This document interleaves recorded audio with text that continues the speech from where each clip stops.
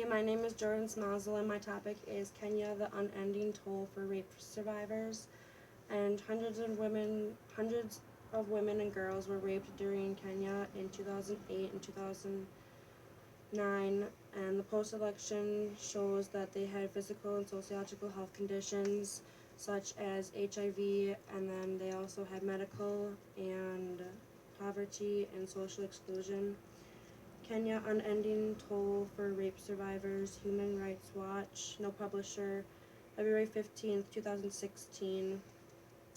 And then there was a 104-page report, I Just Sat and Wait to Die, Reparations for Survivors of Kenya's 2008-2007 Post-Election Sexual Violence. And the one girl, she said that she felt uncomfortable because she couldn't go to the bathroom properly because she was raped so many times by 6 or 7 men at a time, and that she ended up having 3 kids from being raped.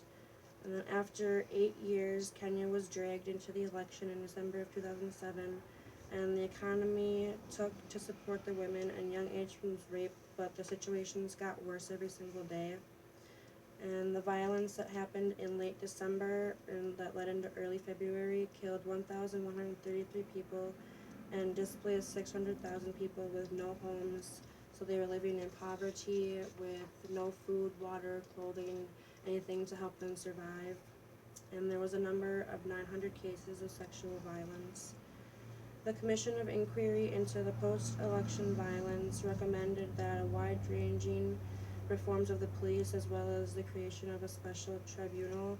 So basically they're saying that the police were going to come in and help take kids away, but that didn't happen because they don't want the police to invade in the privacy of others. And this is a quote from one of the ladies, Angs Odamaiho. She was a senior African woman, writes, "We were shocked to find how many survivors are sick, living in poverty, and stigmatized, ignored, and often rejected instead of being helped by the government." She basically tried helping all the younger girls who were raped with trying to cope and just trying to get back to a normal life instead of being bullied and stuff for being raped. And then another girl, she said she was raped by 5 men.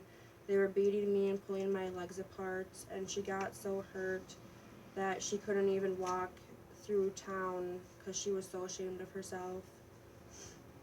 Kenya, unending toll for rape survivors, Human Rights Watch, no publisher, February 15th, 2016. And then every case that happens in Kenya, people feel hopelessness, self-hatred, and sadness. They isolate themselves from people, so they basically lock themselves in a room and they just basically think about what happened to them and why it happened to them and how they can try and become a better person from that. Some women and girls would often think about suicide because they didn't want to have to go through the pain and suffering of being raped again because they would just get raped on a daily basis.